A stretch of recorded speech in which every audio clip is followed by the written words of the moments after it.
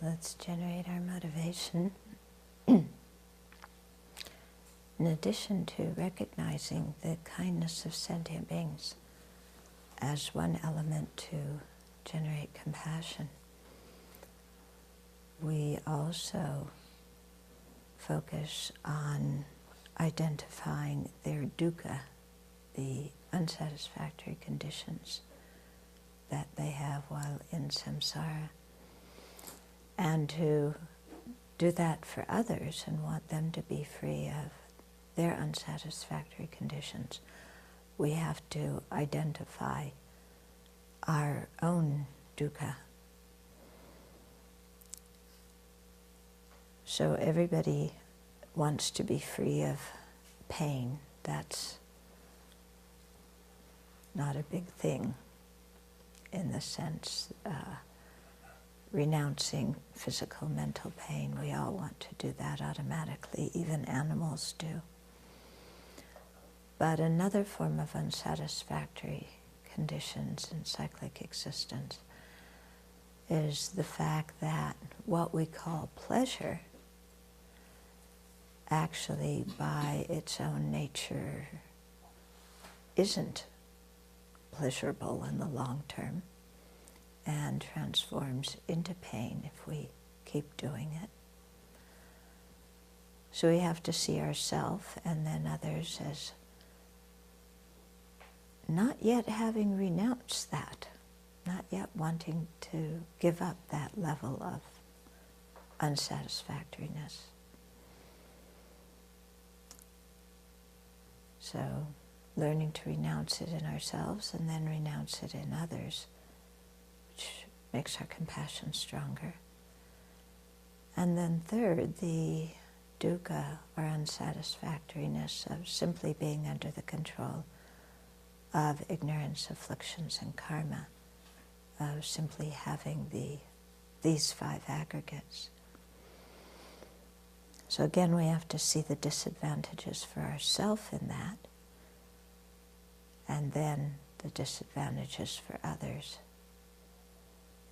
And in that way, our compassion gets much stronger, strong enough so that we hopefully want to put in some effort to eliminate others' dukkha and to attain enlightenment, to be able to do so.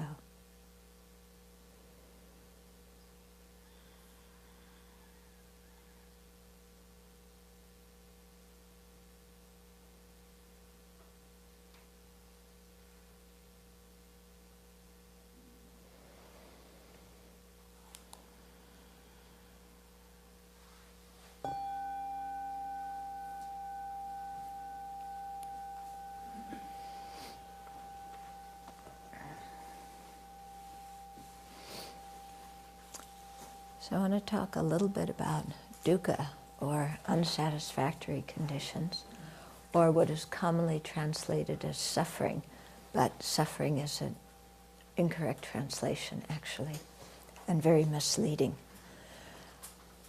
Because when we cultivate compassion, when we cultivate bodhicitta, on one side there's seeing sentient beings as lovable, on the other side there's recognizing their dukkha and wanting them to be free of it.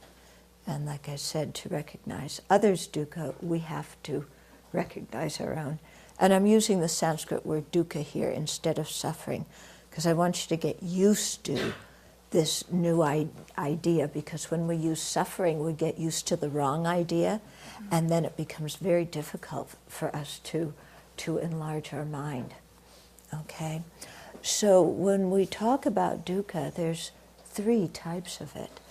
Okay, there's the dukkha of pain, what is often called evident dukkha, then the dukkha of change, and then the third is the pervasive conditioned dukkha.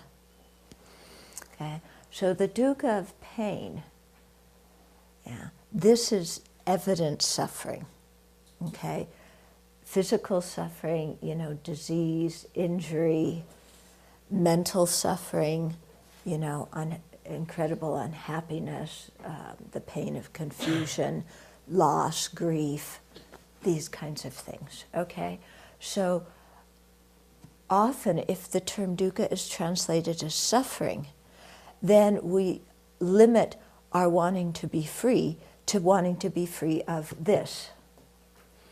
And everybody wants to be free of that, even the kitties, even the grasshoppers. Okay, everybody wants to be free of evident pain. It doesn't take any spiritual cultivation to renounce that.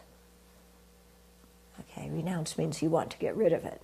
Okay, so that doesn't take spiritual cultivation. We all want to be free of that. Okay, and that pain hurts, and it's very unpleasant. But we have to look deeper, and where does that pain come from? Okay, what underlies that pain? And we'll often see that what underlies that pain is one of the other two forms of dukkha. Okay? So take the example of a good friendship. Yeah, that brings you a lot of happiness. You have a good friend, you're very close, you have a good understanding between you. And then that person, maybe they die, maybe they move away, maybe their mind completely changes and they say, I want to have nothing to do with you again. Who knows? Okay, it could be any of those things. Maybe let's do the one where their mind switches and they say, you know, our friendship's over, okay? So what causes so much pain there? Why do we feel so much pain at the loss of that very close friendship? Okay? When we look, okay, there was another situation where when we had that friendship, it brought us so much delight, yeah, so much happiness. And we assumed that that friendship was in the nature of happiness. And we assumed that the longer we had that friendship, the more happiness we would have from it. Okay? Right? Isn't this the way we approach friendships? Yeah, it's there, and I'm going to continue, and we're always going to have happiness. Now, if we look at the happiness that we derived from that friendship, if we were with, it would seem that if that friendship had happiness or gave us happiness from its own side, if it had pleasure in it from its own side, then the more we were with that friend, the happier we would become. Right? If that friendship has from its side the power to make us happy, then the more we were with that friend, the happier we would become. Now, what happens if you're with that friend all the time, day in, day out, day in, day out, no separation whatsoever from them? What happens? You want some space, don't you? It's like, I need some space. I need to be my own person. I don't want to be around this person 24/7 as much as I love them. I don't want to be their Siamese twin, you know, and always around them. Why? And here we look, because it isn't true that the more we're around them, the happier we're going to be. So that whole premise of that friendship from its own size has the power to make me happy, that's false, isn't it? Because if it were true, the more we're around them, the happier we would be. There would never be any kind of difficulty or problem in the friendship. Okay? But we see that that's not the case at all. You know, that change is inherent to that friendship. Not inherently existent, but you know, it's the nature of that friendship is that it changes. Okay? So we see here that our grief at the end of this friendship had something to do with our not recognizing the dukkha of change. Yeah, the second level of dukkha, that any pleasant experience in samsara, if we do it long enough, will bring problems and change into evident, painful misery. Okay, so we missed out on that somehow. Yeah, okay. So if we really think about this second level, that all of the pleasant stuff in cyclic existence is not pleasant from its own side. You know, it's only pleasant if we have the right amount in the right circumstance and if it doesn't last too long. Because what's actually happening when we start having the pleasure from whatever that thing is, a friendship or a meal or whatever, is that the pain from not having it has gone down, and the pain from having it is still very small. But the more we have it, the more the pain of having it grows, until finally the other thing, you know, seems actually more what we want. Okay, so let's take the example of eating. We have the pain of hunger. When we start to eat, you know, there's pleasure. And what that pleasure is it's not pleasure from its own side. But what it means is that the pain of hunger has started going down, and the pain of eating is still very small. Because the fact of the matter is, the more you eat, at some point your stomach is going to hurt. And it's going to become evident pain. And not eating is going to seem what you want, more desirable. Okay? So we go back and forth between these two things of eating and not eating, depending upon, you know, when the suffering of one or the other gets to a certain intense level that we can't stand it anymore. So it's the same thing with that friendship. We're lonely, you know, so having that friend feels good at the beginning.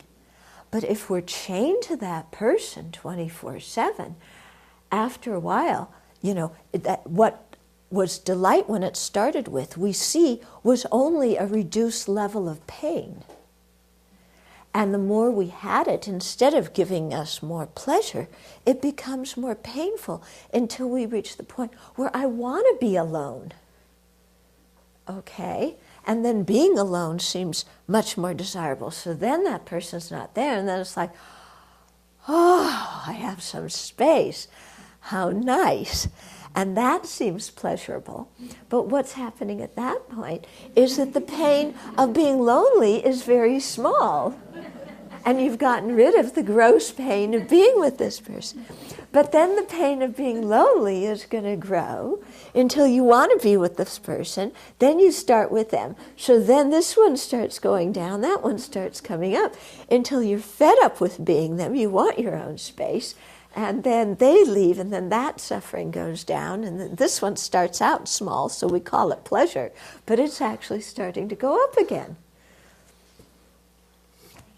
Do you see the dynamic? Okay? So when they say there's no satisfaction in samsara, this is what they're pointing to. That, you know, we're not going to find any particular external situation or thing that is going to make us 100% satisfied. Why? Because this is the nature. Yeah, okay, here.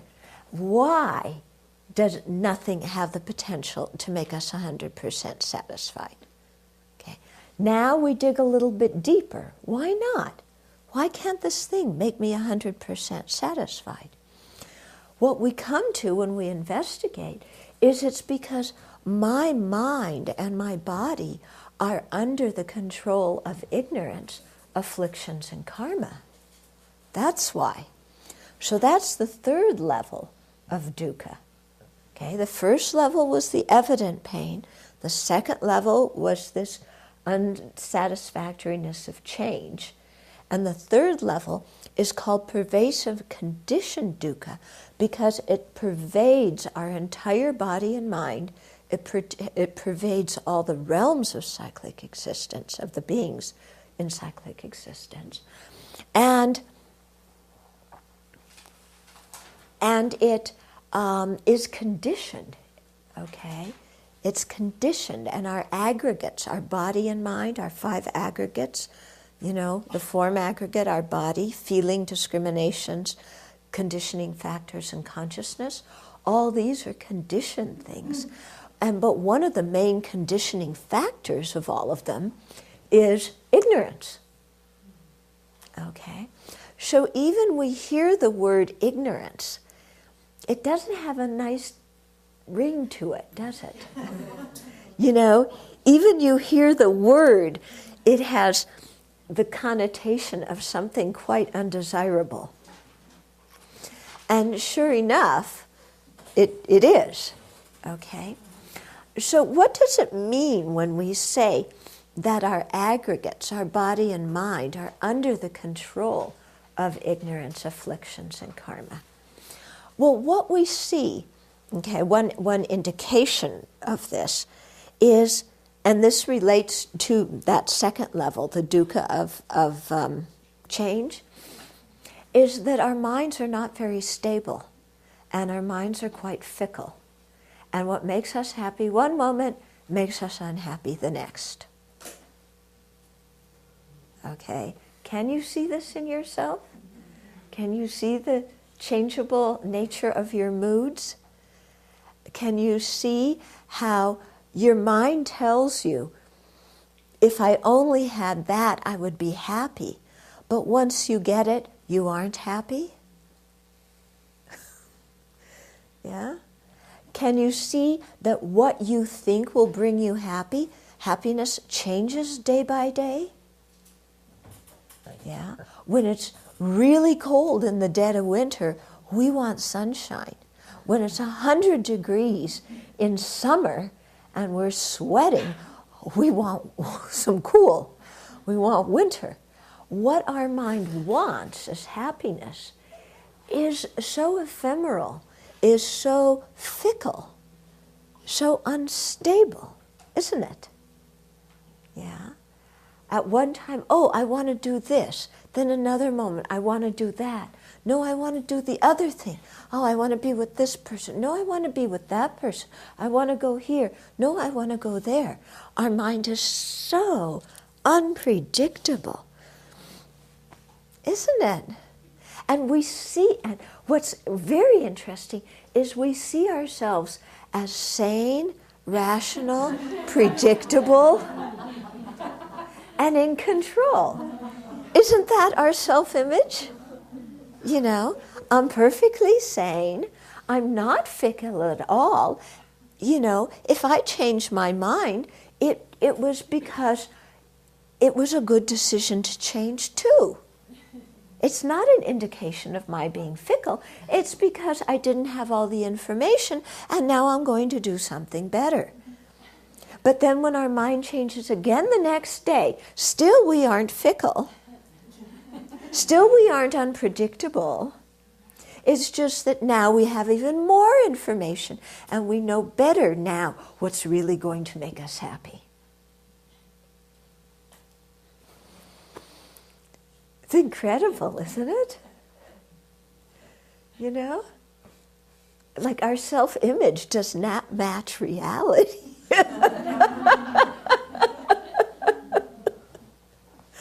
Yeah, our minds are just so changeable. Lama Yeshe used to call them yo-yo mind. Yeah. changing, okay? So this is indicative of cyclic existence, okay? And what underlies all of that is, ignorance, afflictions, and karma. So just the fact that we are born with the 5 aggregates of a being in cyclic existence, just that from the get-go is unsatisfactory. Okay? So usually, we think, yippee, yeah, there's more sentient beings, yeah, and how nice it is to be alive.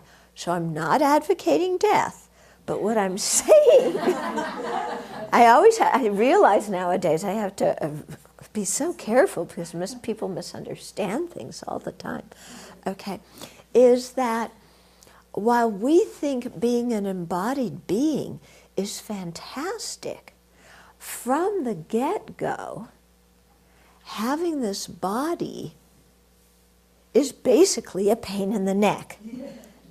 Sometimes literally, sometimes figuratively. Okay.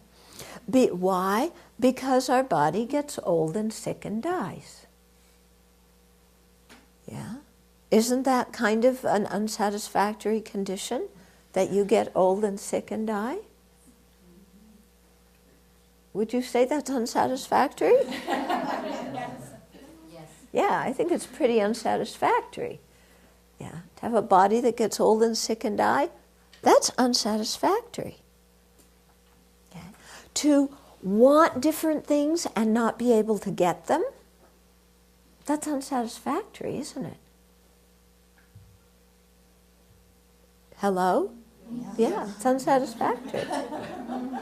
Yeah, you want things, you can't get them, or you get them and they aren't as good as they were supposed to be, and you lose them, you're separated from them afterwards. You lose the good things you have. That's unsatisfactory. And then in addition, all the problems that we don't want, as much as we try not to have them, they come. And that's unsatisfactory too. Okay, so these 3 other situations of we can't get what we get what we want and then we're separated from it, or it's not as good as we thought it was going to be. And then what we don't want comes as much as we try and protect ourselves against it. And this is the nature of our life. Yeah. I mean, if we look, not getting what we want, this happens on a daily basis. Right? Yeah, you agree? How about getting what you want and then being separated from it, or not being as good as you thought it was going to be? Yeah. There's that food on the lunch table that you're picking out all the good parts of so you can get the good parts of with your 2 scoops. Yeah.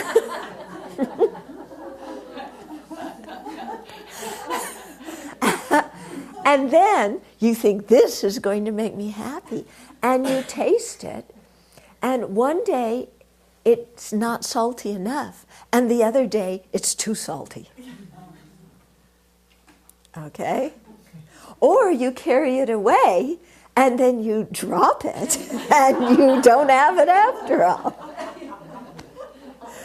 Okay? So that's unsatisfactory. That happens all the time, doesn't it? Okay? And then problems that we don't want, they come every day. Yeah, we don't want them, they come. We do our best not to have them, they still keep coming. Okay? So all that's unsatisfactory. All that is due to the fact that our bodies are under the control of ignorance, afflictions, and karma. So it's the karma that is the actual thing that brings the rebirth. Okay? At the time of death of one life, some karma ripens, okay, depending upon which karma was heavier, what was created closer to the time of death, what we were more habituated to, dependent on what we were thinking of at the time of death. Some karma or karmas ripen, okay, and throw us into the specific body and mind that we get in the next life. And then once we get that specific body and mind, different karmas continue to ripen during the life. Sometimes, the virtuous karmas bringing pleasure, and then the negative karmas bringing pain. And the neutral karmas bringing a neutral feeling. Okay? So how did all this karma get created? How did we get karma to start with? Well, the karma came because of our afflictions. So there's 84,000 of those. Okay, the short list is attachment, anger or hostility, ignorance, doubt, arrogance, and afflicted views. That's the short list. Okay, so clinging attachment, hostility or anger, ignorance, doubt, arrogance or conceit, and then afflicted views. Okay, so that's the short list. Yeah, and an even shorter list is the three poisonous attitudes: ignorance, anger, and attachment. Okay. So what we see is, how do we create karma? By the force of afflictions in our mind. Okay, so the negative karma is created by the force of the non-virtuous afflictions. And then positive karma is created because we do have some virtuous mental states, but there's still, those virtuous mental states are still under the control of ignorance. Okay?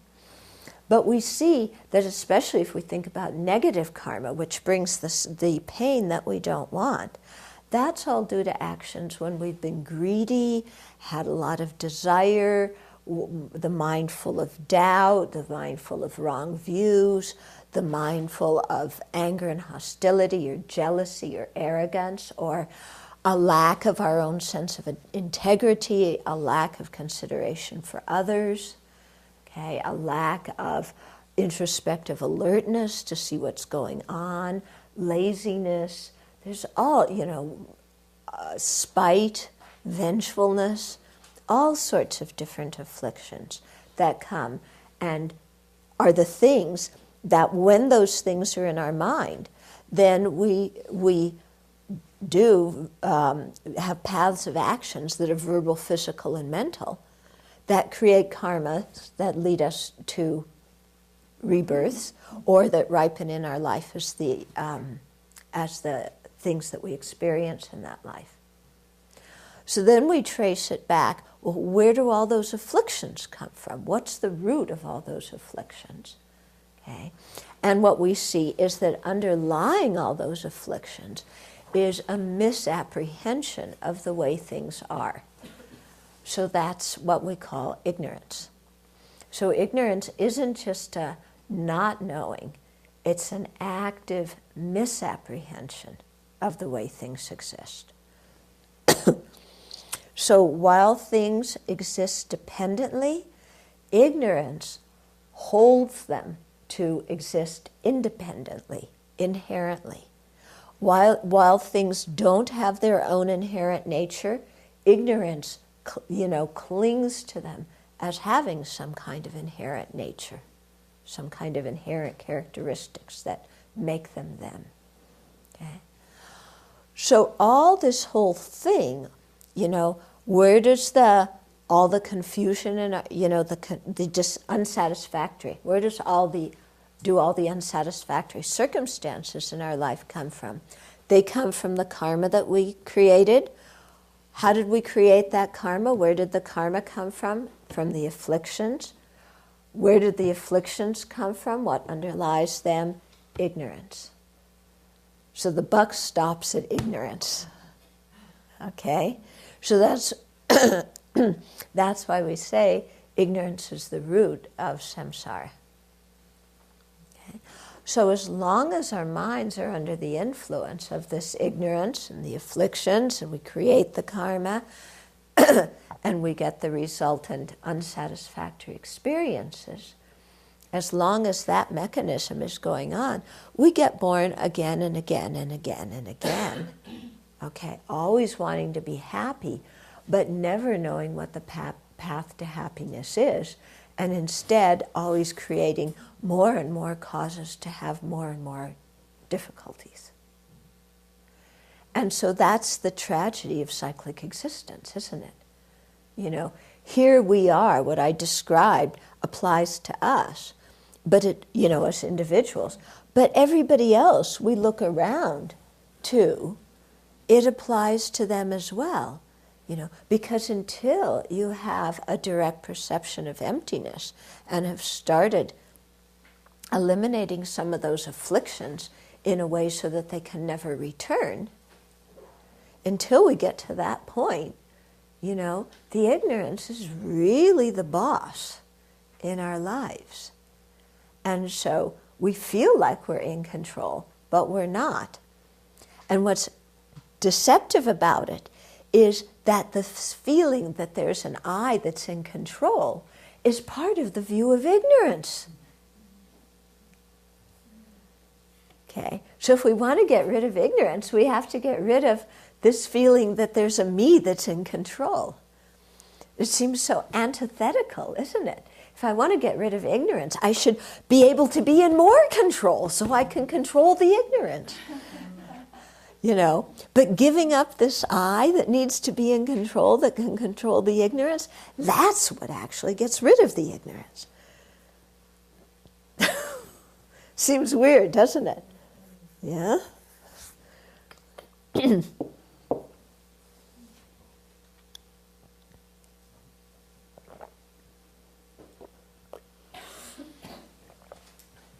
So when we're trying to create compassion, to generate compassion, it's not only seeing other sentient beings as kind, but it's seeing how this mechanism of dukkha, coming from karma, coming from afflictions, coming from ignorance, you know, how this works in all of their lives.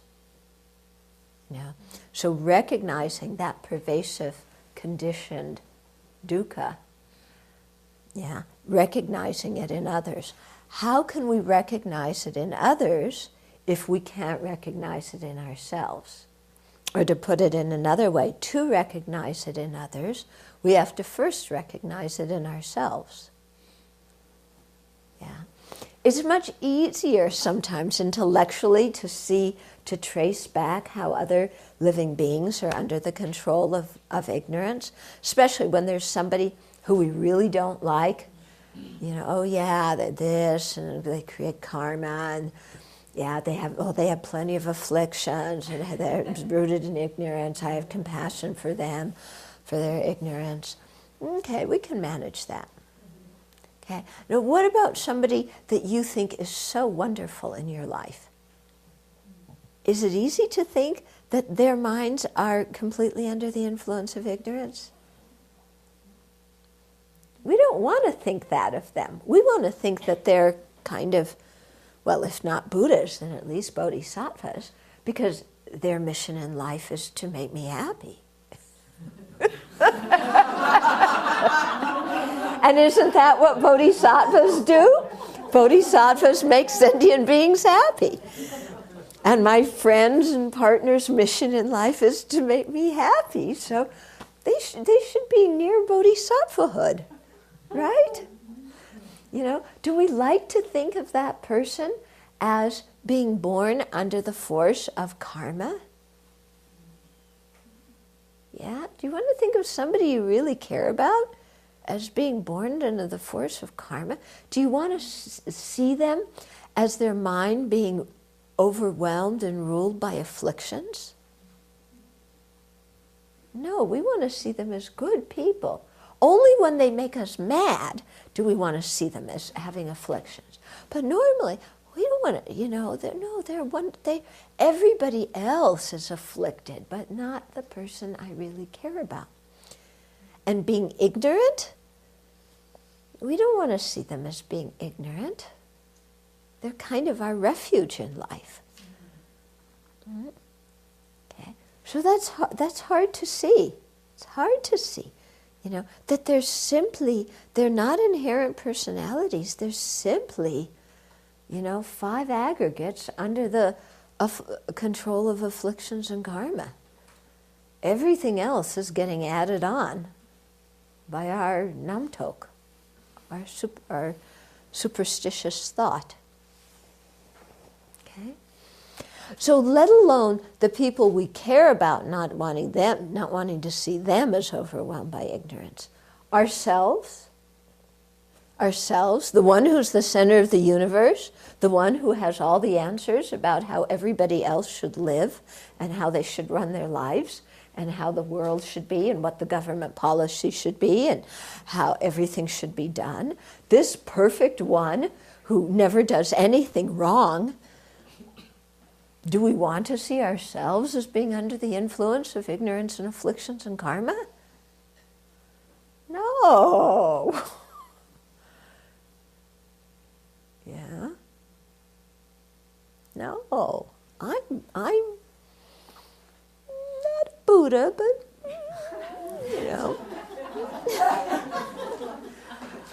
in terms of good qualities, I'm getting close. In terms of my obligation to make other sentient beings happy, that's not part of my job description. The other sentient beings' job description is to make me happy. Why? Because I have so many virtuous qualities.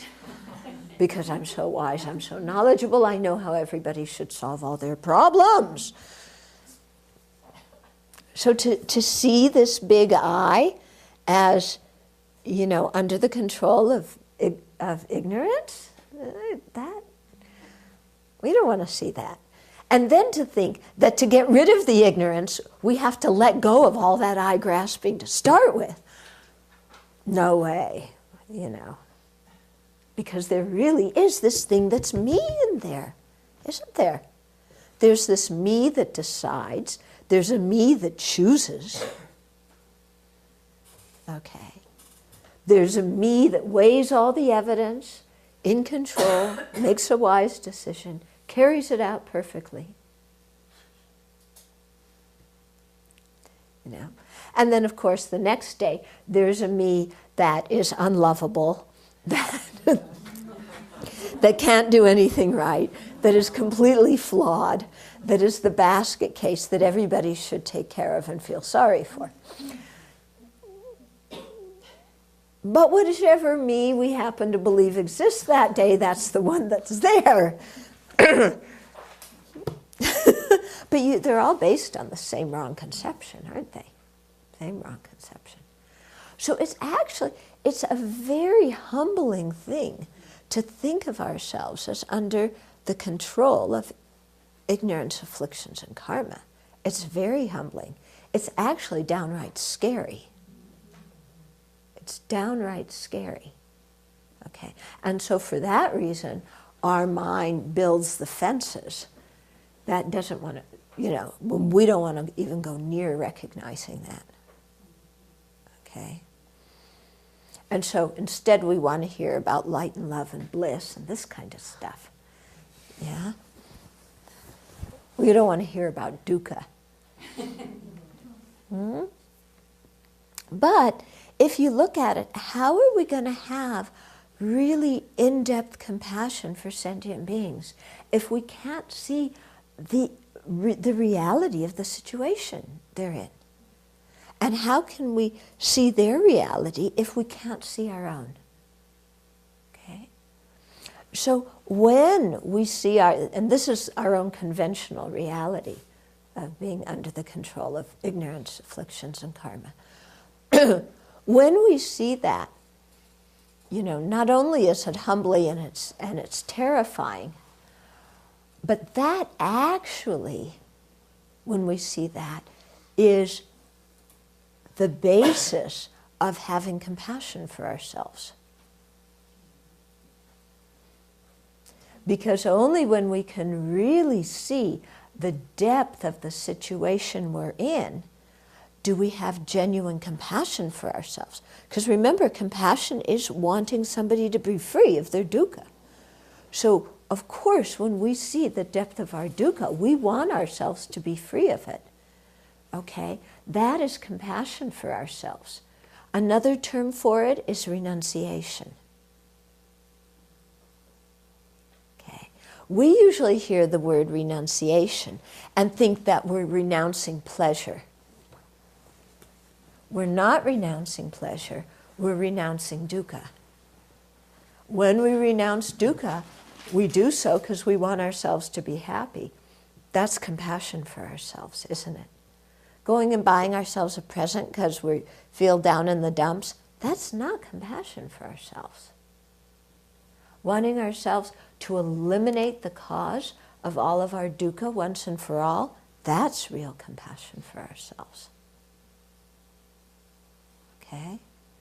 And so by seeing that and generating this on the basis of oneself, then spreading it to others and generating it on the basis of others, then that wish for them to be free of all of those unsatisfactory circumstances becomes very strong.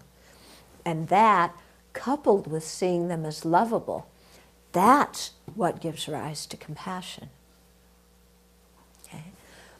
So I've noticed, because so often dukkha is translated as suffering, that when I talk to Dharma students, even long-time Dharma students, whenever they talk about suffering or dukkha, they always think about physical and mental pain. Yeah? And that's why I'm really protesting that translation, because it keeps our mind stuck in thinking, we go, oh, there's so much pain in the world. But we only see that when there's the oil spill, or when somebody's dying, or when somebody's in a car accident, or gets diagnosed with cancer, or falls into a deep depression. We only say there's so much suffering in the world when something big like that happens. But the thing is that those big things happen because we have the dukkha of change, and especially because we have the pervasive conditioning dukkha. But we never think that we should give up those two things. In fact, we just block them out. We don't see them as part of the problem of being in cyclic existence. Our thing is, we don't really want to be out of cyclic existence. What we'd much rather do is tweak our cyclic existence so it becomes nice. We just want to get rid of the dukkha of pain, have more of the dukkha of change, but only when it's at the small thing, only when it starts out as pleasurable. That's all we see. That's all we want for ourselves. We don't even think of liberation, of having so much compassion and love for ourselves that we want ourselves to be liberated from cyclic existence.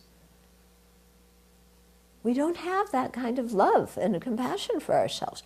Our vision is so small that the only happiness we can have is to get rid of the dukkha of pain and get enough of the dukkha of change when it's still small that we call it happiness. We're so limited in our view. Yeah, so limited. Okay, so that's why, yesterday evening I was talking about the importance of the Buddhist worldview. Yeah, so this is why. This is why.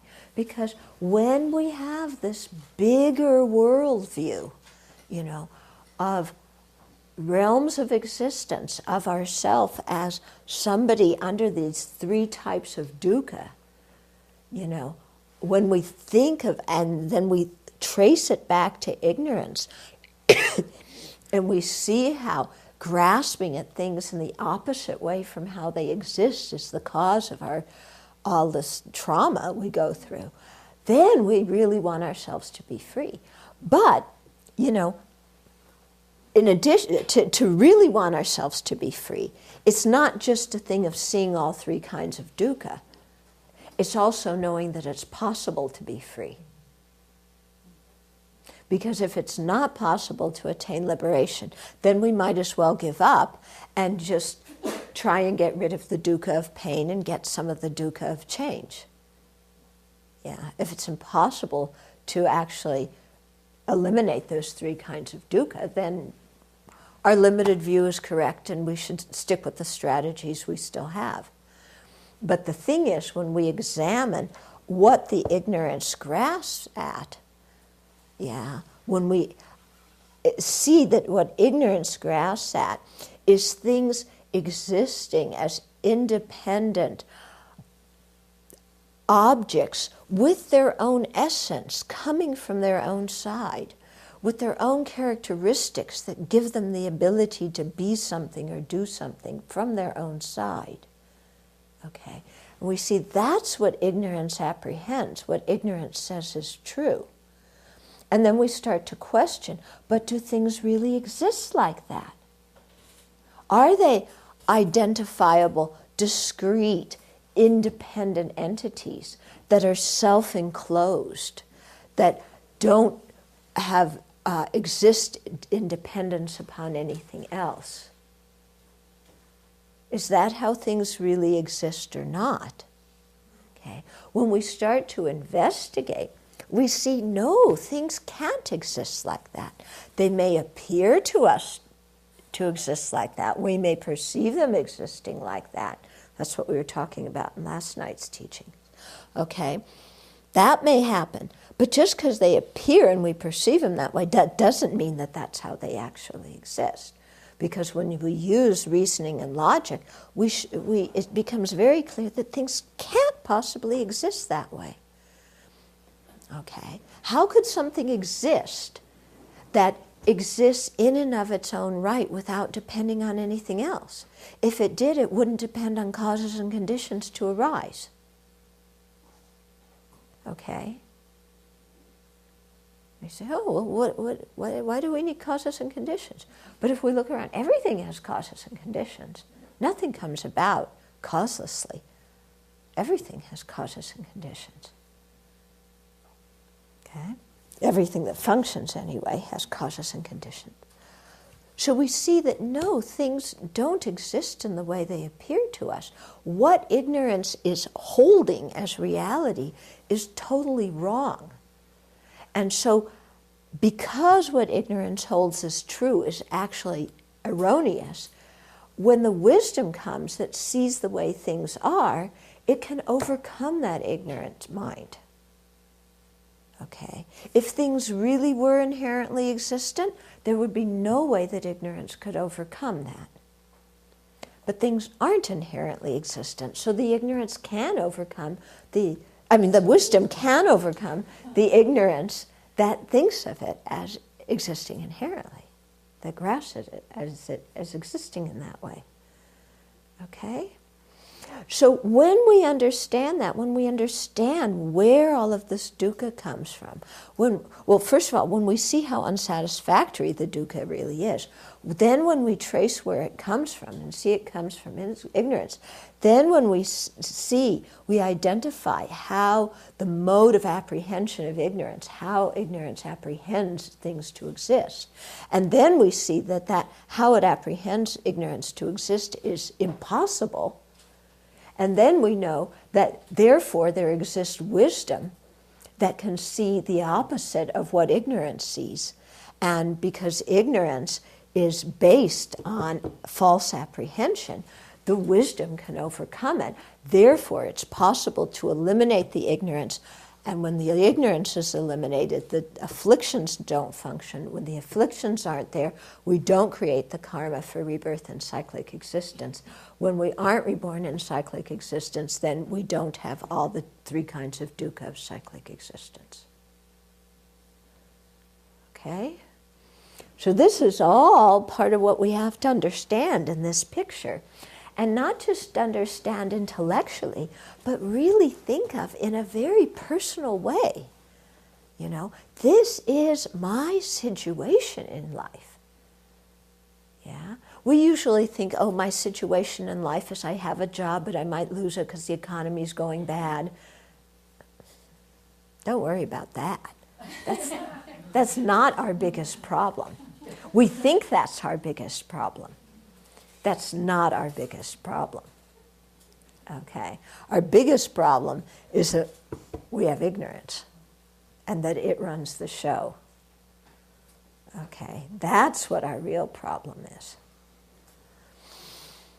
Okay? And so we want to keep focused on what our real problem is in life, you know, and not get so distracted by all the other things that we think are so problematic, but aren't really that bad. Okay? So starting with the petty things of, you know, somebody using the wrong dish towel. Yeah. To other important things of people not chopping the vegetables the way we want them to chop. Or not doing things that, you know, not cleaning the house the way you think it should be cleaned. Okay. To even grosser things like losing your job, okay, or losing your relationship. All those things are sufferings of this life only. All those things are sufferings of this life only. Yeah. Samsara is beginningless. If we don't do anything about it, samsara keeps going. Are the things that we consider so much monumental suffering in this life so important? No. No. Okay? So this kind of view can help us quite a bit to relax when we're confronted with samsaric problems. Don't you think so? Yeah? Do you think you can relax a little bit when you think, oh, this isn't my biggest problem. This is just this life's problem. This life come, go, go. You know, my big problem is ignorance. Big problem is afflictions, karma. Yeah, I get sick, I lose my job, the relationship falls apart. Of course, that's not what I want, but compared to what my big problem is, these problems are actually short-term.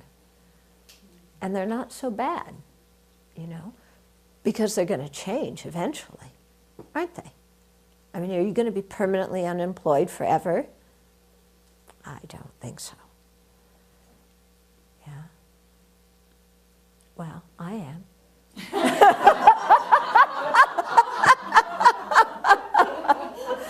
And I'm praying in all my lives.